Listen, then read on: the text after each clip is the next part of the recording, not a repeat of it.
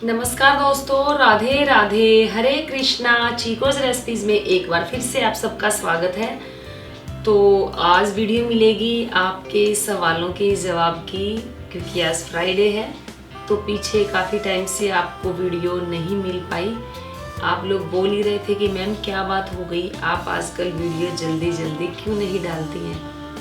तो आपको पता ही है, घर में बुड़बक हो रहा है, कुछ उस वजह से वीडियोस नहीं डाल पा रही हूँ। कुछ मेरे घर में जो मेरे परिवार के, मेरे ससुराल से मेरी दौरानी वगैरह सब आए हुए हैं, तो उस कारण से भी जो वीडियोस हैं नहीं बन पा रही है। यानी कि मेरे घर में काफ़ी चहल पहल हो रही है, तो काम इतना हो जाता है कि उस दौरान वीडियो बनाने का मौका ही नहीं मिलता। तो इसलिए आप लोगों को जो वीडियोस हैं नहीं मिल पा रही हैं। तो आज भी टाइम निकाल कर मैंने सोचा क्यों ना वीडियो बना दी जाए, क्योंकि पिछले 2 फ्राइडे से आप लोगों को वीडियो नहीं मिली है।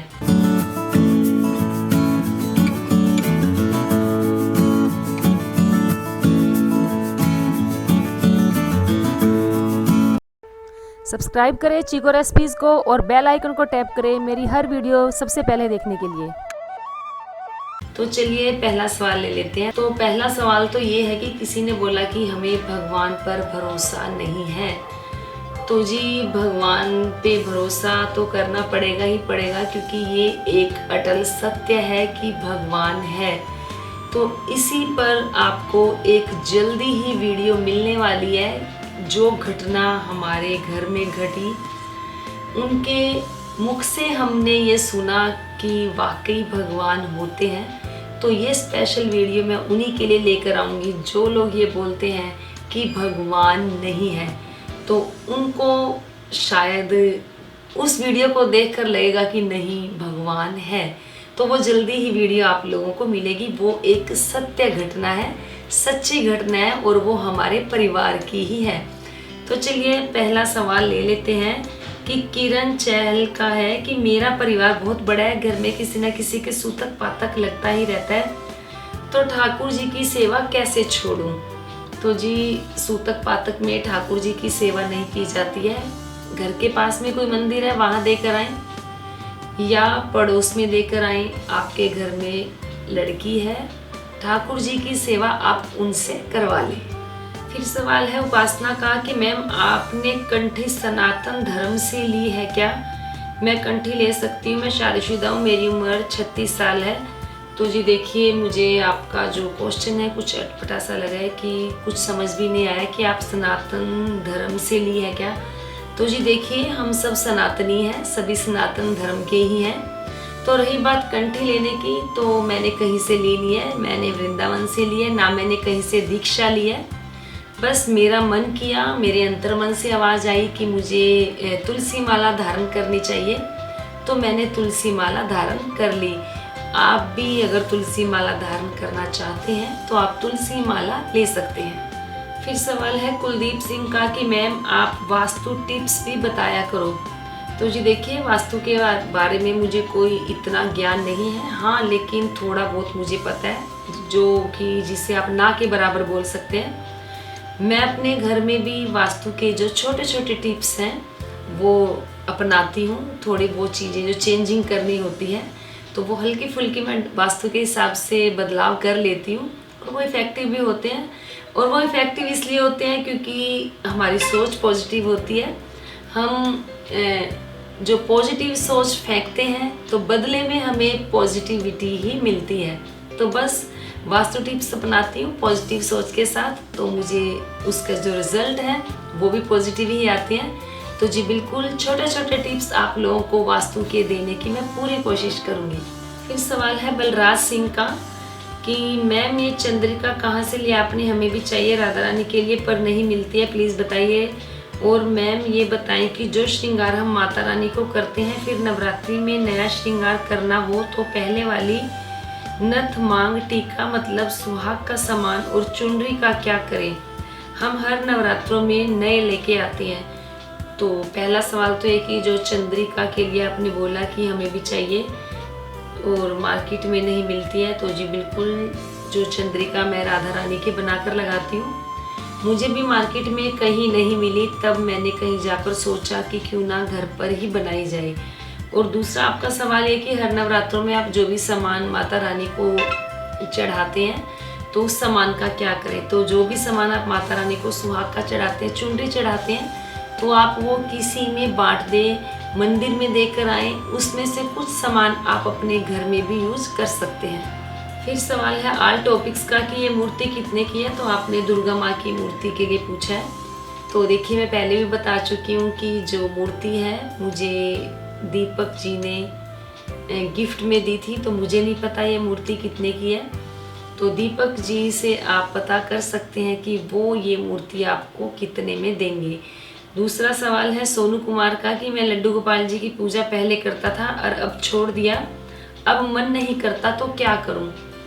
तो जी देखिए, मैं हर बार इस सवाल का जवाब देती हूँ। जैसे कुछ लोग बोलते हैं कि पूजा करने का मन नहीं करता तो क्या फल मिलेगा, और जैसे आपने कहा कि पूजा करने का मन नहीं है तो मैं क्या करूँ। तो ये देखिए, तुलसी जी ने बोला है कि तुलसी मेरे राम को रीझ भजो या खींच, बोम गिरे जामी पड़े उल्टे सीधे बीज। तो अगर आपका पूजा करने को मन नहीं भी करता तो भी आप जबरदस्ती पूजा करें, ठाकुर जी की सेवा करें। तो हो सकता है ठाकुर जी आपकी परीक्षा ले रहे हो कि मैं देखता हूँ कि ये मेरी सेवा करता है या नहीं करता, या मुझे याद करता है या नहीं करता।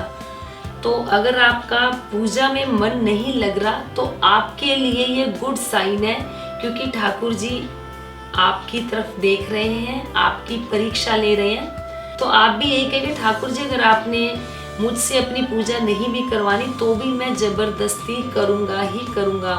जैसे मैंने बताया कि चाहे रीझ के भजो चाहे खींच के भजो, लेकिन आपकी जो पूजा है आपके ईश्वर तक वो जरूर पहुंचती है और पहुंचेगी भी, और उसका फल भी आपको जरूर मिलेगा।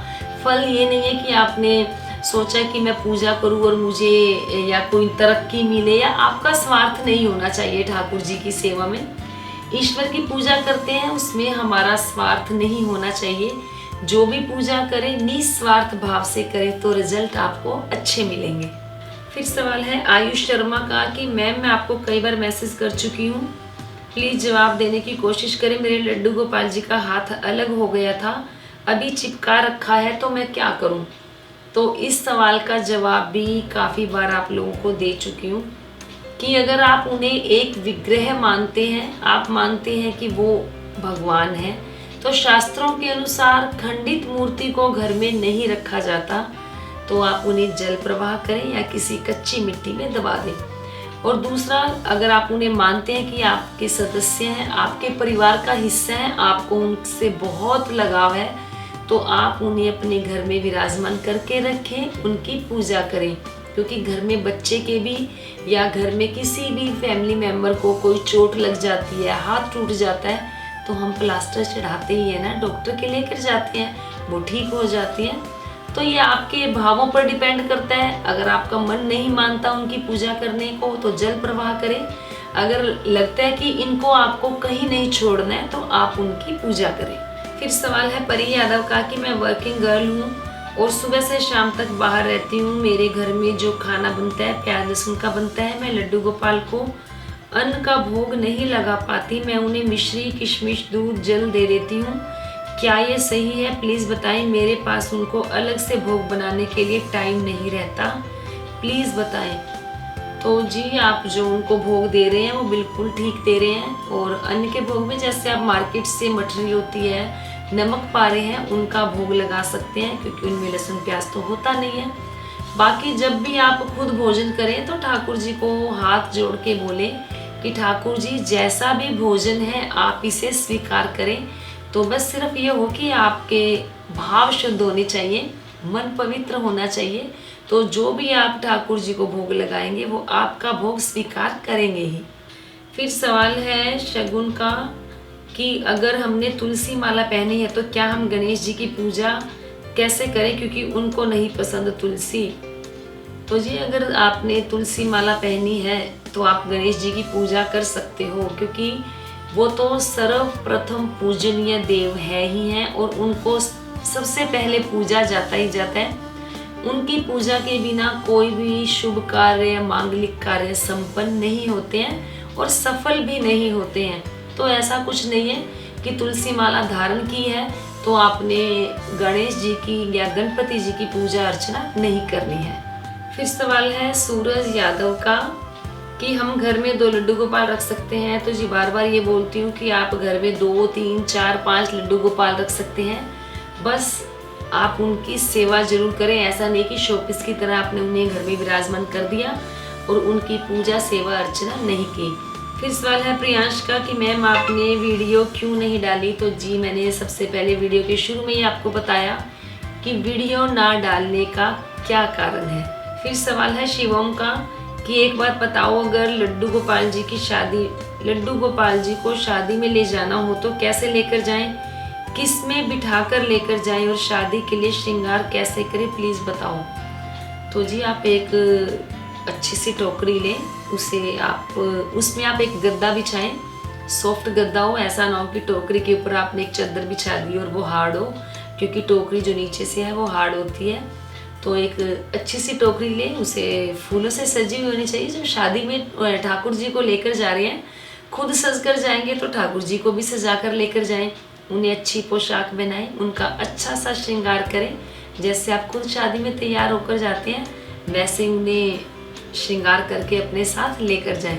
फिर सवाल है, आपका नाम नहीं है, आपने पूछा कि एक बात पूछनी थी कि जब हम किसी विग्रह को लाते हैं तो क्या हम उनको तैयार कराए ले लें तो बाद में घर पर श्रृंगार ना करें पर क्लॉथ्स और माला पहना दिया करें तो क्या ठीक होगा, प्लीज आंसर जरूर देना, मैं बहुत परेशान हूँ। और विग्रह पीतल ब्रास के हो। तो देखिए मुझे थोड़ा सा आपका जो क्वेश्चन है समझ नहीं लगा, लेकिन जितना मुझे समझ लगा मैं आपको बता देती हूँ। तो जी आपने पीतल के विग्रह लेने हैं या विग्रह लेना है राधा कृष्ण का या लड्डू गोपाल जी का, जो भी लेना है, आपने जैसे उनका श्रृंगार करवा लिया परमानेंट और घर पे लाकर आपने उनको जो वस्त्र है पोशाक है पहना दी और आपने उनको मंदिर में विराजमान कर दिया। तो जी बिल्कुल आप ये कर सकते हैं, परमानेंट श्रृंगार करवा कर लाएं। जरूरी नहीं है कि आपको डेली श्रृंगार करना है। अगर लड्डू गोपाल जी है तो डेली स्नान करवाना होगा और अगर राधा कृष्ण है तो जरूरी नहीं है कि डेली स्नान करवाओ। हाँ, श्रृंगार आप करवा सकते हैं और जो पोशाक है वो भी बड़ा विग्रह है तो डेली उनकी पोशाक चेंज नहीं की जाती। हाँ, अगर आप कर सकते हैं तो आप जरूर करें, नहीं तो उनकी हफ्ते 10 दिन के अंदर आप उनकी पोशाक चेंज करें। फिर सवाल है नीलम का कि मैंने पहली वीडियो में भी आपसे पूछा था, फिर पूछ रही हूँ कि अभी महाशिवरात्रि आने वाली है तो ठाकुर जी की पोशाक किस तरह की व किस रंग की होगी, प्लीज़ बताएं। तो जी देखिए, ठाकुर जी की पोशाक आप कोई भी रंग की पहना सकते हैं। उन्हें नीले रंग की पोशाक पहना सकते हैं, पीले रंग की पोशाक पहना सकते हैं, लाल रंग की पोशाक पहना सकते हैं, क्योंकि ठाकुर जी के ऊपर हर कलर अच्छे लगते हैं।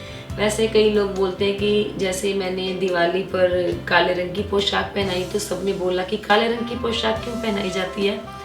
जब हम भजन गाते हैं कि काली कमली वाला मेरा यार है या ठाकुर जी को काली कमली वाले के नाम से बोला जाता है, तब तो हमें वो बहुत अच्छे लगते हैं कि वो काली कमली वाले हैं। जहाँ उनको हमने काली पोशाक पहना दी, काले वस्त्र पहना दिए, तब सबको बुरा लगता है। तो ऐसा नहीं होना चाहिए। रंग कोई भी गलत नहीं होता, गलत होती है हमारी सोच, हमारा नजरिया, हमारा देखने का तरीका। तो अगर काले रंग से इतने ही लोगों को नफरत है या हम सबको नफरत है, काला रंग इतना ही बुरा है, तो हमारे तो ठाकुर जी हैं वो काली अंधियारी रात में ही आए हैं। तो शायद ठाकुर जी भी काली अंधियारी रात में इसीलिए आए थे हमें मैसेज देने के लिए कि काला रंग जो है वो बुरा नहीं होता। मैं खुद काली अंधियारी रात में आऊँ। और दूसरी तरफ से अगर देखा जाए तो जब घोर घनघोर अंधेरा होता है तो उसके बाद एक जो रोशनी है वो दिखाई देती है। तो सब चीज़ अच्छी है, जिस तरीके से मर्जी आप लगा लो। तो लेकिन ये है कि नज़रिया अच्छा रखो, सोच पॉजिटिव रखो। तो ऐसा कुछ नहीं है कि जो काला रंग है वो बुरा होता है, काला रंग भी बहुत अच्छा होता है। और जब नाम ही उसका रंग है तो वो बुरा कैसे हो सकता है। फिर सवाल है पुलक दास का कि एक रिक्वेस्ट है, आपको दोनों शालिग्राम शिला के बारे में कुछ बताइए और उनका दर्शन भी कराएं। और अगर हमें शालिग्राम जी को घर लाना है तो किन किन बातों का ध्यान रखें और क्या नॉन ब्राह्मण शालिग्राम जी की सेवा कर सकते हैं और सेवा की विधि भी बताएं। तो जी बिल्कुल जल्दी ही आपको वीडियो बनाऊंगी आपके कहे अनुसार कि मेरे पास कौन से शालिग्राम जी हैं। और आपने पूछा कि क्या नॉन ब्राह्मण शालिग्राम जी ला सकते हैं, तो जी देखिए, कर्म से ब्राह्मण होना चाहिए, जन्म से नहीं। ऐसा भी होता है कि कोई जन्म से ब्राह्मण है लेकिन कर्म उनके बहुत ही गलत हैं, और कई कर्म बहुत अच्छे हैं लेकिन जन्म से ब्राह्मण नहीं है, तो ऐसा कुछ नहीं होता। तो कर्म से ब्राह्मण होना जरूरी है। हो सकता है किसी ब्राह्मण के घर में लड्डू गोपाल जी भी हो, राधा कृष्ण भी हो, शालिग्राम जी हो, लेकिन उनकी सेवा ना होती हो, उनके घर में मांस मदिरा का सेवन होता हो, उनके घर में जो तामसिक भोजन है यानी कि जो मैंने अभी आपको बताया वो खाया जाता हो, कोई सेवा नहीं, कोई पूजा नहीं, कोई पाठ नहीं, छल कपट बुराई लड़ाई झगड़ा ये सब होता, तो ऐसे में ब्राह्मण का क्या फायदा। तो हमेशा कर्म अच्छे रखो, कर्म से ब्राह्मण होना जरूरी है। तो आप बेझिझक होकर शालिग्राम जी ला सकते हैं, जो भी लाना चाहते हैं शालिग्राम जी की पूजा अर्चना सेवा कर सकते हैं। रही बात नियमों की कि शालिग्राम जी की जो पूजा अर्चना कैसे की जाती है, जैसे लड्डू गोपाल जी की जाती है उनकी वैसे ही सेवा की जाती है। शालिग्राम जी को भोग लगाना कोई जरूरी नहीं होता, शालिग्राम जी के ऊपर सिर्फ तुलसी का पत्ता और मिश्री लगा दो, वो काफी होता है। तो शालिग्राम जी को स्नान भी रोज करवाया जाता है, जो चंदन का तिलक लगाया जाता है वो भी लगाया जाता है। बाकी घर में जो सुबह शाम पूजा आरती होती है वो तो करनी ही होती है। फिर सवाल है लड्डू गोपाल का कि राधे राधे दी, आप जब होम आउट ऑफ टाउन जाते हैं तो 10-15 दिन के लिए, तो ठाकुर जी को क्या लाज है, जैसे उनकी सेवा पूजा क्या करते हैं। तो देखिए आपका क्वेश्चन कुछ समझ नहीं आया मुझे, लेकिन आपने यही पूछा है कि जब 10-15 दिन के लिए हम अपने घर से बाहर जाते हैं कहीं, यानी कि अपने शहर से बाहर जाते हैं, तो ठाकुर जी की सेवा अर्चना कैसे की जाती है। तो मैंने पहले भी बताया है कि जब हम घर में होते हैं तो हम उनकी पूजा अर्चना अच्छे से करते हैं, यानी कि जो हम पूरी प्रक्रिया जो होती है आरती करते हैं, नहलाते हैं। लेकिन जब घर से बाहर हम कहीं जाते हैं काफ़ी दिनों के लिए, तो मानसिक रूप से हमें अपने ठाकुर जी की पूजा अर्चना करनी चाहिए। सुबह उठें, मानसिक रूप से बोलें ठाकुर जी आप भी उठ जाओ, जो भी आपने भोग लगाना है मानसिक रूप से बोलें ठाकुर जी भोग लगा लो, या विश्राम उन्हें करवाना है तो उन्हें बोले कि ठाकुर जी विश्राम करवा लो। यानी कि जो भी पूजा अर्चना सेवा आप करेंगे तब आपकी जो मानसिक पूजा है शुरू हो जाएगी। फिर सवाल है साईं परिवार का कि हमें लड्डू गोपाल को गर्मियों के कपड़े कब से पहनाने चाहिए। तो जी वैसे तो बसंत पंचमी के बाद जो गर्मियों के कपड़े हैं पहनाने शुरू कर दिए जाते हैं, क्योंकि बोला जाता है कि आई बसंत पाला उड़ंत। तो लेकिन आजकल कई बार उल्टा भी हो जाता है कि बसंत आती है तो पाला भी लेकर आई जाती है। तो जब आपको लगे कि मौसम गर्म हो रहा है, आपके बच्चे भी जो आधी बाजू के कपड़े पहनने लग गए हैं, यानी कि स्वेटर पहननी उन्होंने छोड़ दिया, तो आप ठाकुर जी को भी गर्मियों के कपड़े पहनाना शुरू कर दें। फिर सवाल है कंचन का कि मैम ब्रह्मा मुरारी श्रीप्रांतकारी श्लोक पढ़कर सुनाएं, स्क्रीन पे लिख कर भी बता दीजिए फ्राइडे कमेंट बॉक्स में प्लीज़। मैं ठाकुर जी को राधे राधे बोल दीजिए। तो जी राधे राधे ठाकुर जी को बोल दिया। तो जी जो नवग्रह का मंत्र है वो है ब्रह्मा मुरारी त्रिप्रांतकारी भानु शशि भूमि सुतो बुधश्च गुरुश्च शुक्र शनि राहु केतु सर्वे ग्रह शांति करा भवंतु। तो ये आपको डिस्क्रिप्शन बॉक्स में मिल जाएगा और हो सकता है आपको स्क्रीन पर भी चलता हुआ दिखाई दे। फिर सवाल है मिथिलेश का कि मैम गृह प्रवेश में जब हम कलश के ऊपर नारियल रख के गृह प्रवेश करते हैं तो पूजा के बाद कलश के पानी का और नारियल का क्या करना चाहिए, और कलश क्या तांबे का लोटा भी ले सकते हैं, प्लीज़ मैम ज़रूर जवाब देना। तो जी कलश मिट्टी का ही शुभ माना जाता है, आप तांबे का भी ले सकते हैं। तो जो कलश होगा वो घर में रखें, पानी को आप घर के पौधों में डाल दें, घर में छिड़क दें, और जो नारियल है उसे आप अपने घर में भी छीलकर प्रसाद के रूप में खा सकते हैं। तो ये थे आप सभी के सवालों के जवाब। तो सभी के सवालों के जवाब तो नहीं है, क्योंकि जब 2 बार से आपके सवालों के जवाब नहीं दे पाई तो सवाल तो ज़्यादा होने हैं। तो आपको पार्ट 2 वीडियो मिलेगी ही मिलेगी। तो उम्मीद करती हूँ आपको आज की वीडियो पसंद आई होगी। तो वीडियो को लाइक करें, शेयर करें, चैनल को सब्सक्राइब करना बिल्कुल ना भूलें। हमेशा की तरह अपने सुझाव देते रहें। आज के लिए इतना ही, फिर मिलते हैं। धन्यवाद। हरे कृष्णा।